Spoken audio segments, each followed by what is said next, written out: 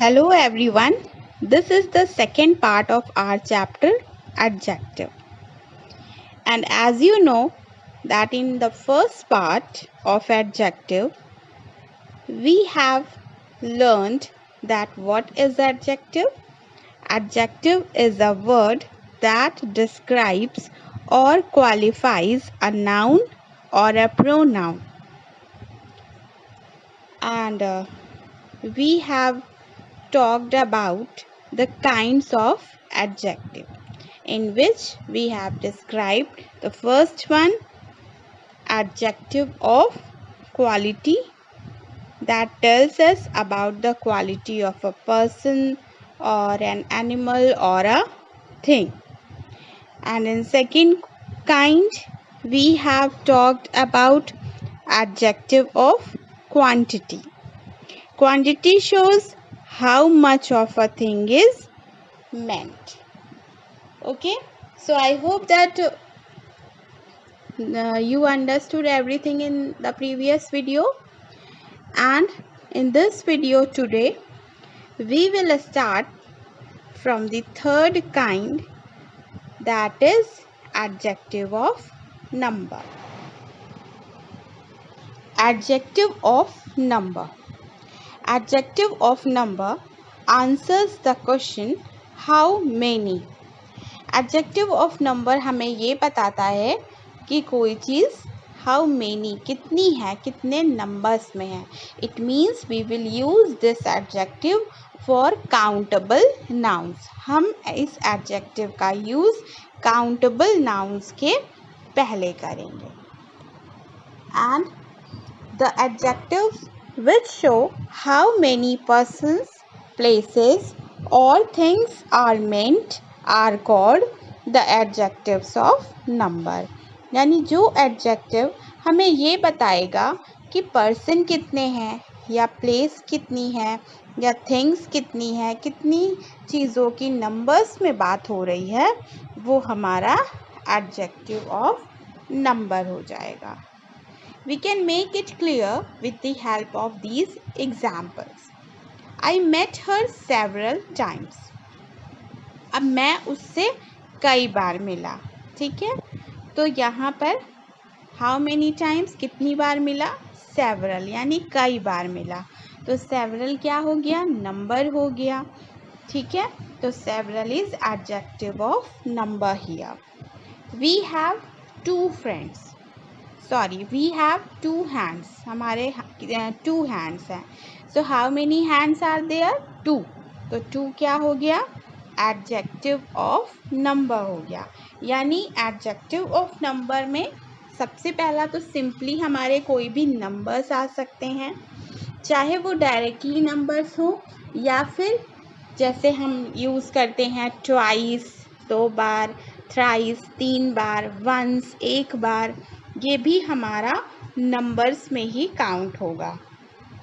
और इस तरह के वर्ड्स जैसे आपका है सेवरल है, ऑल है.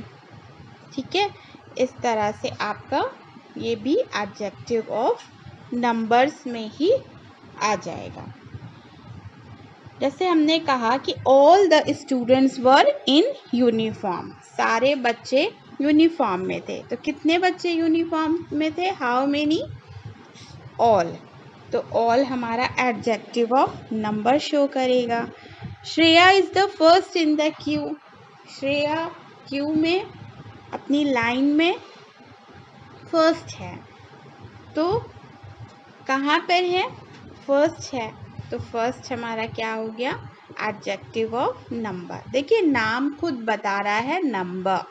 नंबर्स आप जानते हैं, आप मैथ्स पढ़ते हो, नंबर्स जानते हो. तो जिससे भी हमारा नंबर्स शो हो रहे हैं वो हमारे एडजेक्टिव ऑफ नंबर होंगे. और बहुत बार बहुत सी चीज़ें ऐसी होती हैं हम जिनको नंबर्स में नहीं लिख सकते, हम उन्हें ऑल में शो करते हैं या सेवरल से शो करते हैं, इस तरह के वर्ड से शो करते हैं. तो वो भी हमारे नंबर्स में ही काउंट किए जाएंगे.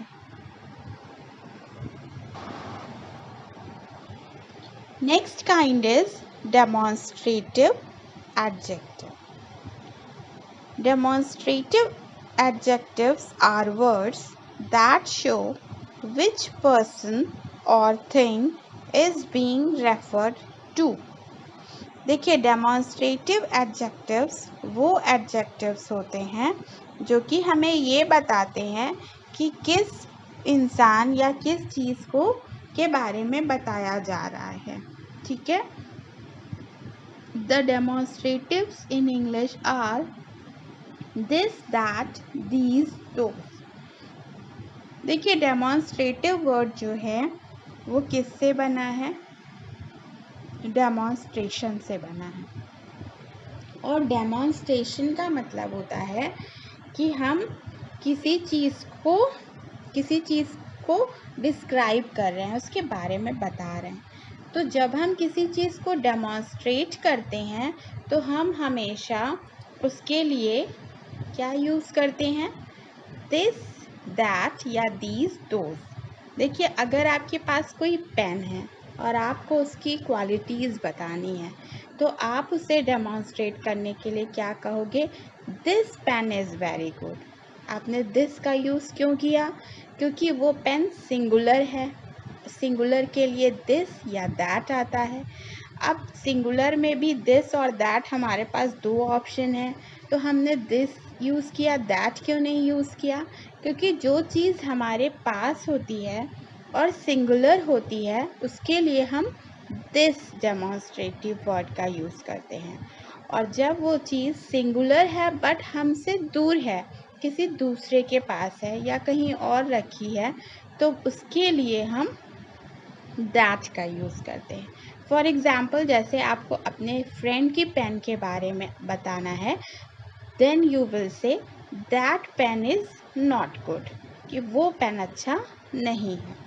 सेम उसी तरह अगर आप प्लूरल की बात करोगे, एक पेन की ना बात करके आप प्लूरल यानी मोर देन वन पेन की बात करोगे, तो आपके पास अगर होगी तो आप बोलोगे these pens are very good, और अगर वो आपसे दूर होगी तो आप बोलोगे those pens are very good. ठीक है, तो इस तरह से हम डेमॉन्स्ट्रेशन शो करने के लिए this, that, these, those in words का, इन डेमॉन्स्ट्रेटिव एडजेक्टिव्स का यूज़ करते हैं। लेकिन आपको शायद याद हो कि जब हमने प्रोनाउन चैप्टर पढ़ा था और प्रोनाउन के काइंड्स पढ़े थे, तो उसमें एक काइंड आया था डेमॉन्स्ट्रेटिव प्रोनाउन, और डेमॉन्स्ट्रेटिव प्रोनाउन में भी यही 4 सेम एग्जाम्पल्स थे, this, that, these, those.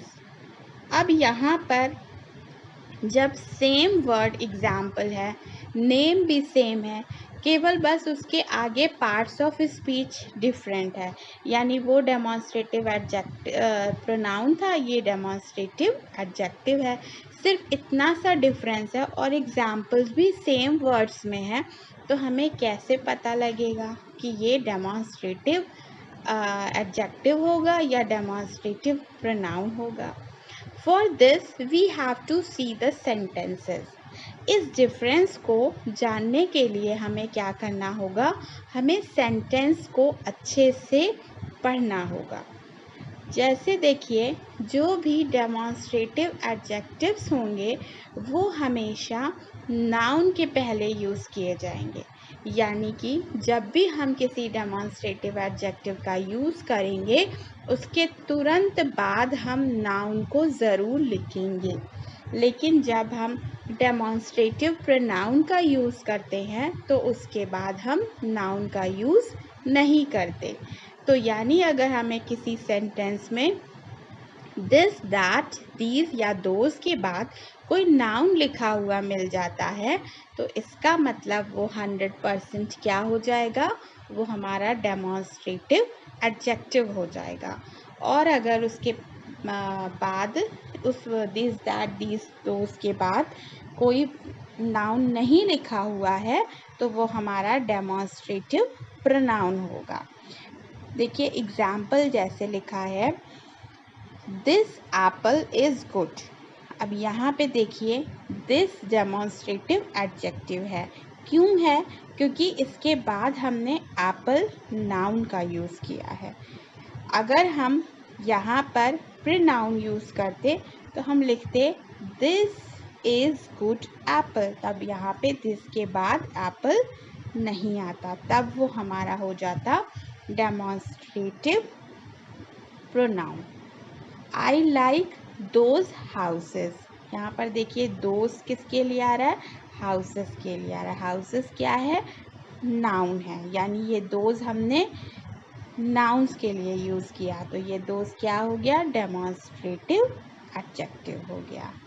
I hope that this kind is now very clear to all of you and you will differentiate it with the demonstrative pronoun। आप demonstrative pronoun और adjective में आप आगे कभी भी confuse नहीं होगे। And now the last but not the least kind, interrogative adjectives। Interrogative adjectives are the WH words that are used to ask questions about a noun like what, which, whose। देखिए, जो हमारे question words होते हैं, जो कि हमसे question put up करते हैं, वो हमारे इंटेरोगेटिव एडजेक्टिव्स होते हैं। ठीक है, जैसे what, which, whose.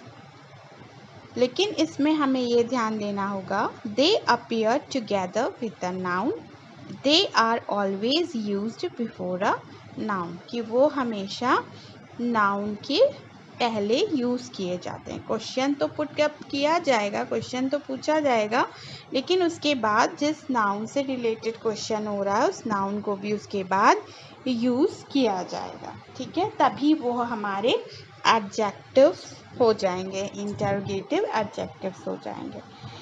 Examples, whose bicycle is this. यहाँ पे देखिए हुज क्या है? WH क्वेश्चन वर्ड्स है, क्वेश्चन वर्ड है, और उसके बाद हमने नाउन बाइसिकल का यूज़ किया है और ये क्वेश्चन पूछ रहा है। एंड में देखिए इंटेरोगेशन मार्क है, तो हुज हमारा क्या है? Interrogative adjective. Which film did you see? Which question word हो गया, उसके बाद हमने नाउन यूज़ कर लिया फिल्म, तो विच हमारा क्या हो गया? Interrogative adjective. What books would you like to buy?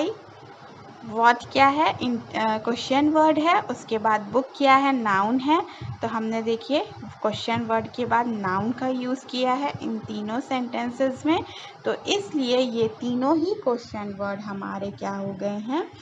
Interrogative adjective हो गए हैं। और यही इंटेरोगेटिव प्रोनाउन हमने प्रोनाउन चैप्टर में भी पढ़ा था, लेकिन उसमें हमने उन वर्ड्स के बाद में नाउन का यूज़ नहीं किया था। और चूँकि एडजेक्टिव्स हमारे नाउन को डिस्क्राइब करते हैं, इसलिए एडजेक्टिव्स हमेशा हमारे नाउन के पहले यूज़ होते हैं, और इसीलिए नाउन के सभी काइंड्स में एडजेक्टिव के सभी काइंड्स में आपका जो आ रहा है एडजेक्टिव, वो हमेशा नाउन के पहले ही यूज़ हो रहा है।